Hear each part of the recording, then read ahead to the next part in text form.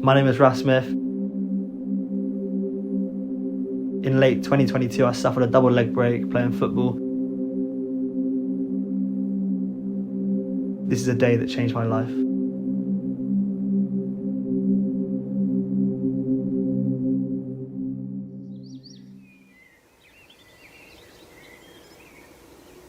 It was a normal day. I just got up, had a shower, had some breakfast and just got changed and ready to leave really.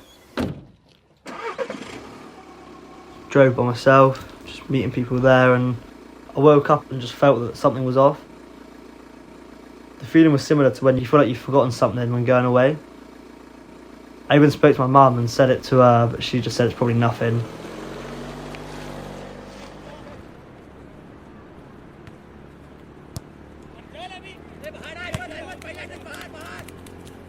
We were just having a kick about, so it wasn't anything crazy, and it's just a bit of fun really. And then one thing led to another.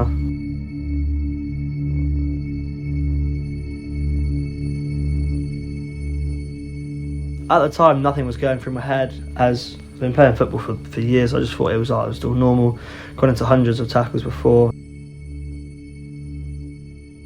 You don't think about the worst thing that can happen or anything like that. I jumped over the keeper with my right leg, and as I put my left leg down, the whole thing collapsed in on itself, turning into like a right angle. Initially, right after the contact, it left a like a really loud crack. So I knew something was off. Luckily, the bones didn't stick out, and after that point, I think the adrenaline kicked in, and I was sat there, and I was more worried about what had happened than the pain.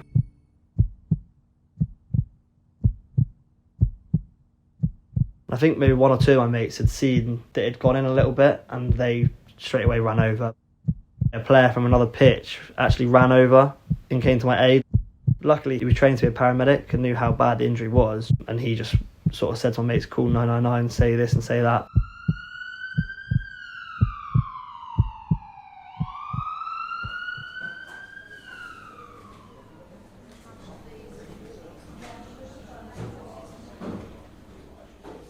So getting out of my dad's car was one of the worst bits, as it was just excruciating pain and still had no pain medication on. There were two medics helping me out, one who demanded I get medication as he knew how bad it was, and another one who just insisted I was fine. Had to wait for around 2 to 3 hours before I got any medication. I had to have x-rays, which was also painful. I've never been in a similar situation in hospital before.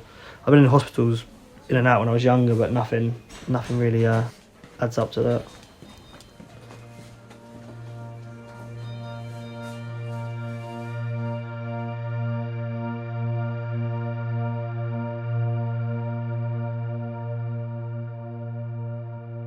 Recovery was extremely difficult mentally and physically, as I had to rely on people for my every possible needs. That would be eating, going to the toilet, showering, anything. I had no appetite, no hunger to do anything. I couldn't move at all really. The only real motivation I had was my family and friends sort of pushing me and forcing me to carry on. I'm still not back to my normal self, but the first point where my perspective changed and thought, oh, it is going to get better and I will be able to do everything, was the first physio session where I put all of my weight through my leg. And I can still remember the physio, the exact words before I did it. Your leg's not going to go anywhere, as it has the strongest metal in the world in there.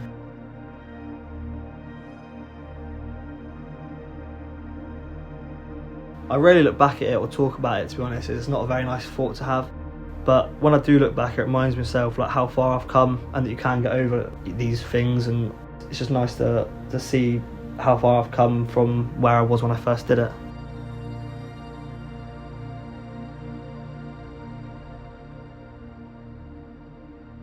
The Day That Changed My Life, featuring Raff Smith, interviewed, recorded and produced by Hughes. Other soundtrack elements sourced from YouTube, produced for the University of Brighton in 2024.